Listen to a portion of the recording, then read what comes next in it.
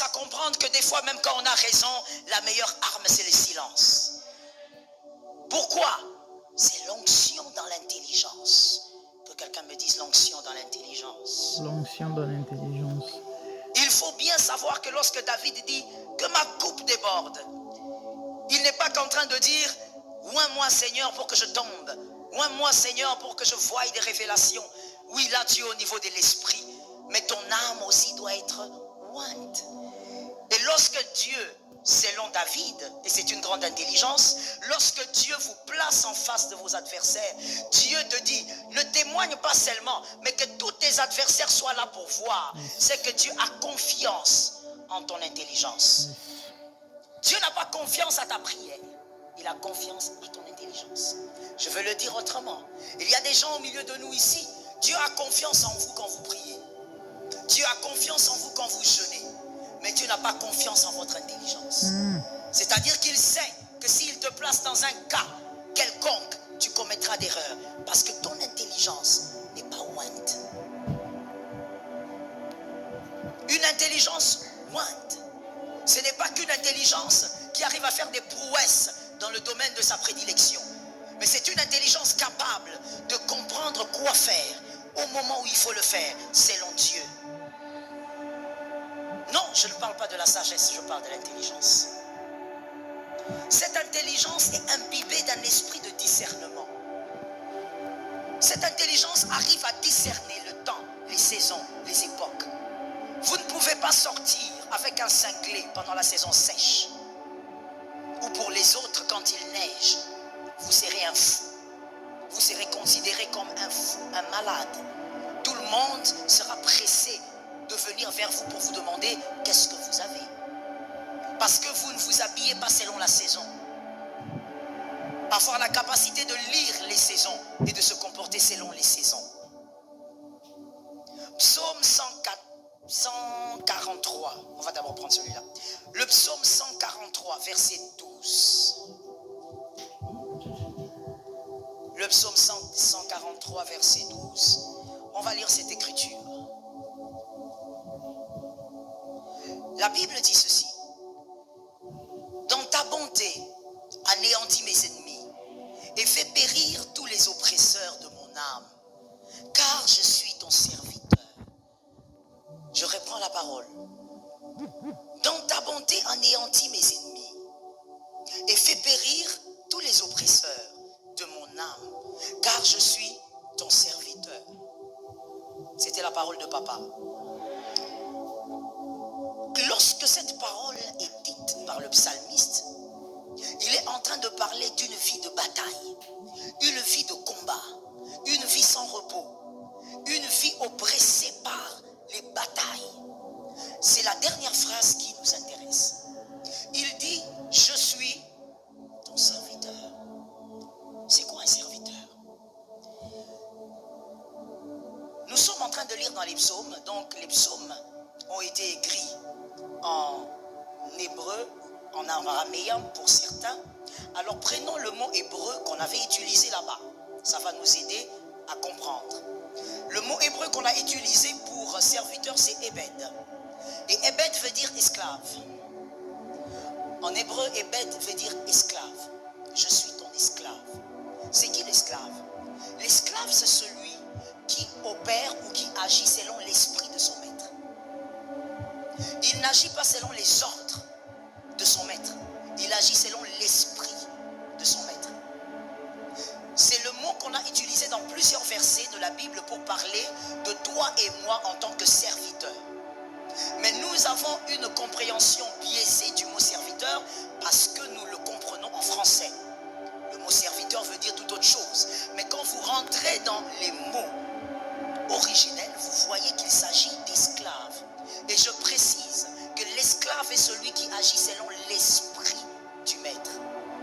Lorsqu'aujourd'hui on dit tu es serviteur de Dieu, c'est-à-dire tu es celui qui agit selon l'esprit de Dieu. Aujourd'hui, pourquoi est-ce que la plupart des chrétiens, nous quittons les églises? Parce que nous ne sommes pas dans les églises locales, nous ne nous laissons pas guider selon l'esprit de l'église.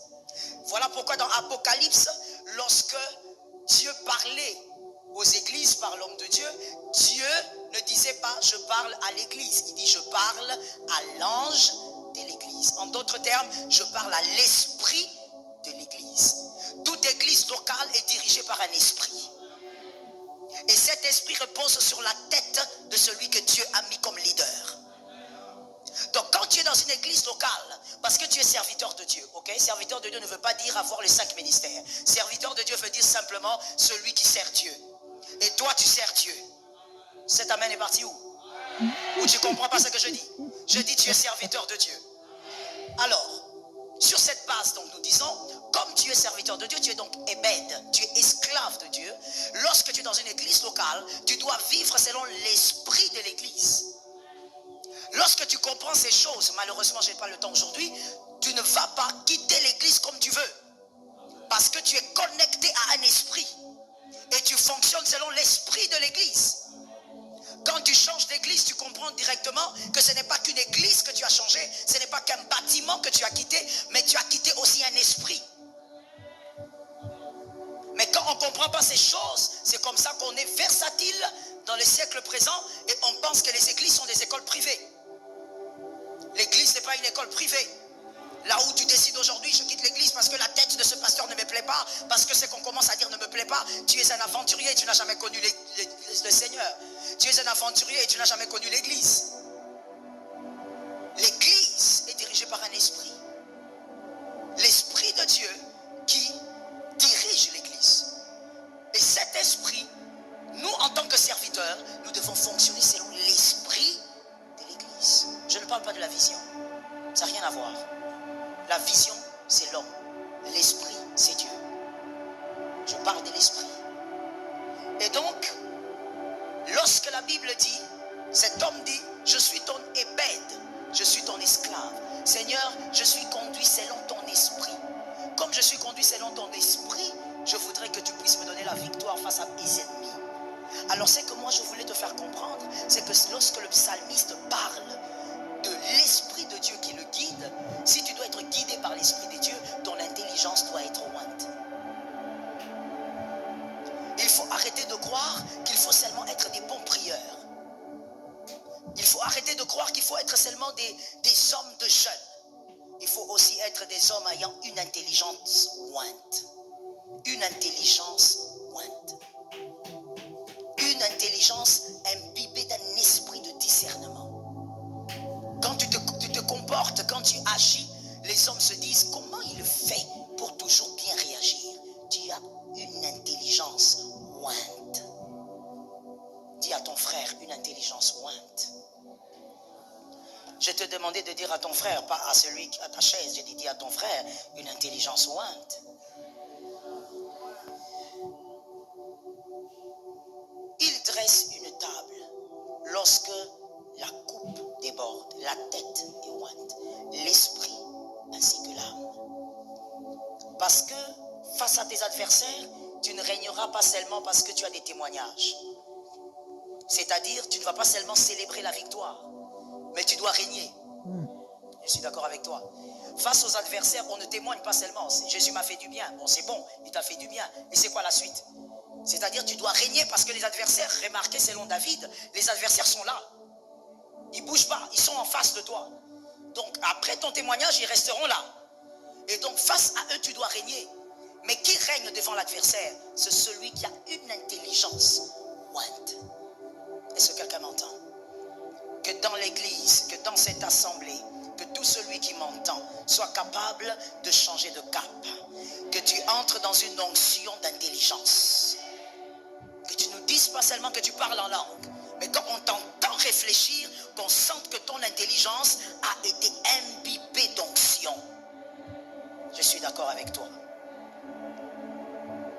1 Samuel 17, 39. 1 Samuel 17, 39.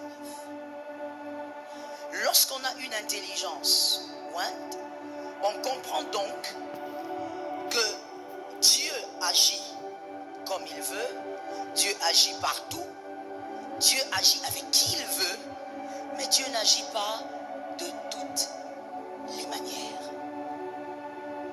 Dieu a sa manière d'agir et Dieu agit selon certains principes. 1 Samuel 17, 39. La Bible dit, David ceignit l'épée de Saül par-dessus ses habits et voulut marcher. Que quelqu'un me dise, il voulut marcher. Car il n'avait pas encore essayé. Mais il dit à Saül, je ne puis pas marcher avec cette armure. Je n'y suis pas accoutumé. David a le courage de dire, ça ne marche pas. Il faut avoir le courage de dire que ça ne marche pas. C'est une parenthèse. Quand ta vie ne fonctionne pas bien, il faut avoir le courage de dire, ma vie ne fonctionne pas bien. Quand il y a un domaine dans ta vie qui ne fonctionne pas très bien, il faut avoir le courage de le dire. Il ne faut pas avoir des boucs émissaires inutiles. C'est ça aussi une intelligence ointe. Il ne faut pas être là en train de justifier l'injustifiable. Ça ne marche pas, dis ça ne marche pas. Parce que celui qui dit que ça ne marche pas va s'arrêter. David a vu qu'il n'arrivait pas à avancer. Il a dit non, je n'arrive pas, j'arrête. Je m'arrête. Et la suite, c'est ce qui est encore merveilleux. David dit, je ne suis pas accoutumé. Et il s'en débarrassa. David se débarrasse de l'armure de Saül. Est-ce que David, tu comprends ce que ça veut dire? Est-ce que David, tu réalises ce que ça veut dire? Que quelqu'un regarde ici et lève sa main droite en disant, David a eu le courage. L'armure de Saül veut dire les batailles de Saül. L'armure de Saül veut dire les victoires de Saül. Non, mon frère, Saül n'était pas n'importe qui, c'était un très grand guerrier. Oui, il était un très grand guerrier. Saül faisait partie des plus grands guerriers lorsqu'on l'avait choisi comme roi. C'était un homme qui savait ce que c'était la guerre. Et il avait vaincu plusieurs batailles. Mais David, tu te débarrasses de ça. Est-ce que tu comprends que c'est le symbole de la victoire? C'est à cause de cette armure que Saül a été capable d'emmagasiner et d'accumuler des prouesses. Comment tu peux abandonner l'emblème de la victoire? David dit, je ne prends pas ça. Parce que je n'arrive pas à fonctionner avec ça. Une intelligence. David est capable de comprendre que Dieu est Dieu. Dieu est puissant. Dieu est capable. Mais je ne peux pas vaincre de toutes les manières. Je ne peux pas vaincre avec n'importe quelle stratégie. Je dois trouver mes propres stratégies. Ce qui a marché avec lui ne marchera pas forcément. Une intelligence. Tu vois quelqu'un qui a un travail, je ne sais pas où, quelque part. Il a un travail et puis tu dis, ben, moi aussi on doit m'engager dans cette boîte parce que depuis que tel est là-bas, il est heureux. Ce qui a marché avec lui ne marchera pas forcément avec toi. Une intelligence. Ouais. Si le chrétien ne comprend pas qu'on n'arrive pas à vaincre toutes les batailles qu'avec le faya, qu'il y a des batailles qu'on arrive à vaincre avec l'intelligence, oh, tu resteras dans la petitesse. Et tu vas jalouser tout ce qui avance. Tu vas jalouser toutes les personnes qui montent. Parce que toi, tu crois que toutes les personnes qui évoluent simplement parce qu'elles fonctionnent comme toi, tu le penses. Non, elles évoluent avec l'intelligence et l'onction. David a compris. C'est pas parce que tel frère s'est marié et il est heureux avec sa femme que si toi tu te maries, tu seras heureux. Dieu est puissant. Dieu agit. Mais Dieu n'utilise pas les mêmes méthodes avec tout le monde. Qui a capté ça? Celui qui a capté ça va m'aider à prêcher son frère. Je te donne une minute. Aide-moi à prêcher ton frère.